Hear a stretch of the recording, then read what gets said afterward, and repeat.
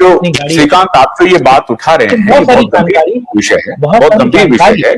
जैसे आपने हाँ। कहा कि पत्रकारों के साख पर बहुत गंभीर सवाल उठे हैं, और उस साख पर जो ये सवाल उठ रहे हैं उसमें भूमिका पत्रकारों की है, इसमें कोई शक नहीं है।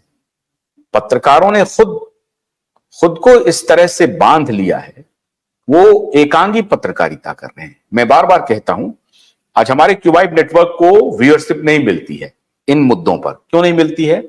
उसका कारण यह है कि हम एकांगी पत्रकारिता नहीं करते हैं। हम कोई आइडियोलॉजिकल खेमेबंदी में फंसे हुए नहीं हैं। हमने कोई अपना खेमा नहीं बनाया है। तो कोई बात नहीं, ये उनका प्रेरोगेटिव है। वो किसी एक विचार को लेकर के कुछ रिपोर्टिंग करते हैं या उससे संबंधित वीडियो बनाते हैं, उससे संबंधित न्यूज दिखाते हैं, ये उनका अधिकार है। कोई बाध्य नहीं कर सकता है। लेकिन इससे भ्रांति पैदा जरूर होती है, और वो भ्रांति होती है कि आपका एक पक्षीय चरित्र चित्रण शुरू हो जाता है और फिर वहां से साख का गिरना शुरू हो जाता है।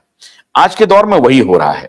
मिनिस्ट्री मीडिया को, जैसे आप कहते हैं, बड़ी मजबूती से सभी लोग, अभी मैं इनका सबका बिना नाम लिए बगैर मैं कह सकता हूं कि जो भी मूर्धन्य पत्रकार आपके पहले तक मिनिस्ट्री मीडिया में थे, आजकल वो उनको गोदी मीडिया कहते हैं।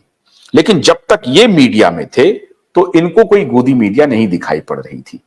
जब ये अपने विचार के अनुसार किसी राजनीतिक संगठन को जब समर्थन करते थे तो उसमें फिर इनको कोई बुराई नहीं दिखाई पड़ती थी, या जब ये रहते होंगे हो सकता है वो सवाल पूछते होंगे। आज की परिस्थिति ऐसी हो गई है जिसमें यह प्रचारित कर दिया गया है कि गोदी मीडिया है। मुझे भी लगता है गोदी मीडिया है, बिल्कुल है। गोदी मीडिया से तात्पर्य है कि जो मिनिस्ट्री मीडिया है वो बिल्कुल एकांगी पत्रकारिता करने पर मजबूर हो गई है या उन्हें मजबूर कर दिया गया है, ये उनका पक्ष है। लेकिन प्रथम दृष्टिया कभी कभी लगता है, कभी कभी नहीं, आजकल बहुत संदर्भ में लगता है कि वो एकांगी पत्रकारिता कर रहे हैं। लेकिन दूसरी तरफ जो है वो भी लगता है कि वो एकांगी पत्रकारिता कर रहे हैं। ये बात सही है कि इस मीडिया पर अगर वो सवाल उठाते हैं तो उनको उठाना चाहिए सवाल, लेकिन उनका भी जो, अगर आप वीडियो टाइमलाइन पर देखें तो जो सवाल उनको दूसरे पक्ष से पूछना चाहिए वो नहीं पूछते हैं। तो वहां लगता है, और वहां वो कहते हैं कि नहीं, अपोजिशन में जो लोग हैं उनसे क्या पूछेंगे, उनसे क्या पूछना है, वो तो बाहर हो गए हैं। ये आड़ नहीं हो सकता है, ये आड़ नहीं हो सकता है कि अभी वो पावर में नहीं, जब वो पावर में आएंगे तब पूछेंगे। अभी जो पावर में है उनसे पूछना चाहिए। बहुत सारे लोग पत्रकारिता को इस रूप में डिफाइन करते हैं कि पत्रकारिता का मतलब है कि जो सत्ता में है उससे सवाल पूछना। जरूर पूछना चाहिए, सत्ता में जो है उनसे सवाल पूछना चाहिए, लेकिन सत्ता में जो लोग हैं उनसे सेलेक्टिव सवाल ही क्यों पूछना चाहिए? मैंने कुछ दिन पहले एक वीडियो बनाया था जिसमें मैंने सभी मूर्धन्य पत्रकारों के ऊपर ये सवाल खड़े किए थे, कोई व्यक्तिगत टिप्पणी नहीं की थी। मैंने उनसे पूछा था कि अगर आप मोदी जी को लेकर के इतना सवाल पूछते हैं तो क्या आपने बिल गेट्स और नरेंद्र मोदी की मुलाकात पर कोई वीडियो बनाया? ये बनाना चाहिए था, बहुत महत्वपूर्ण सवाल था। दुनिया का 9वां 10वां सबसे अमीर व्यक्ति वो इंटरव्यू कर रहा है देश के प्रधानमंत्री का, वो कैसे घुस गया? अगर आप कल्पना कीजिए कि अगर अडानी इंटरव्यू कर रहे होते मोदी का, या अंबानी मोदी का इंटरव्यू कर रहे होते, तो क्या कोई एक भी वीडियो नहीं दिखता आपको? सभी सज्जनों का जरूर दिखता। मैंने ये बहुत तथ्यात्मक ये सवाल पूछे थे और मैंने सभी मूर्धन्य पत्रकार के टाइमलाइन पर जाकर के देखा, एक भी वीडियो नहीं मिला। तो मैंने सवाल उठाए कि ये एकांगी पत्रकारिता भी नहीं है।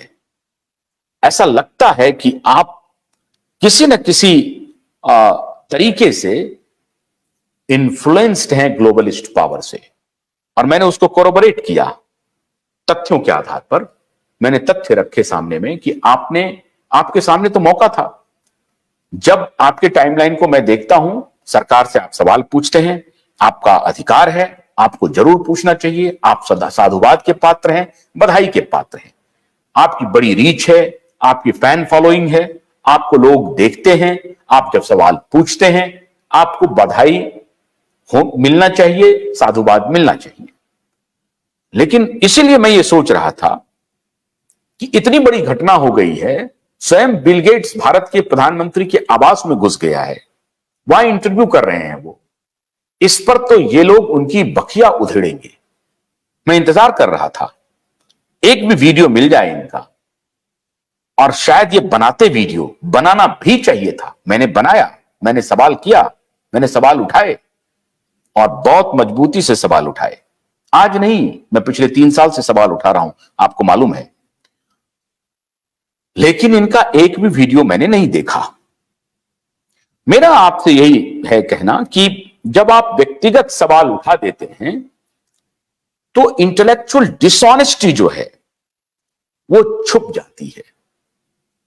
इंटेलेक्चुअल डिसऑनेस्टी को बतौर पत्रकार हमें रखना चाहिए और अपने साथी पत्रकारों के इंटेलेक्चुअल डिसऑनेस्टी को जरूर रखना चाहिए, बगैर किसी भेदभाव के।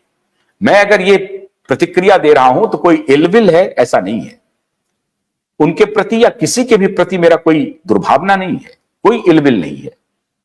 मैं सिर्फ उनको एक दर्पण ये भी दिखा रहा हूं कि देश आपसे अपेक्षा रखता है। आप मूर्धन्य पत्रकार माने जाते हैं, देश आपको इज्जत करता है, सम्मान करता है।